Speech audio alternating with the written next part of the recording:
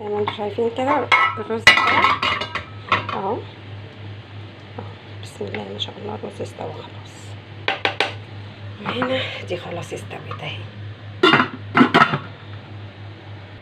زي ما انتم شايفين كده الرز اهو ما شاء الله، فلفله زي الفل. ادي الكفته بتاعتنا اهي ما شاء الله. بصوا نحط كده اهي بسم الله. جميله يا بنات تحفه والله.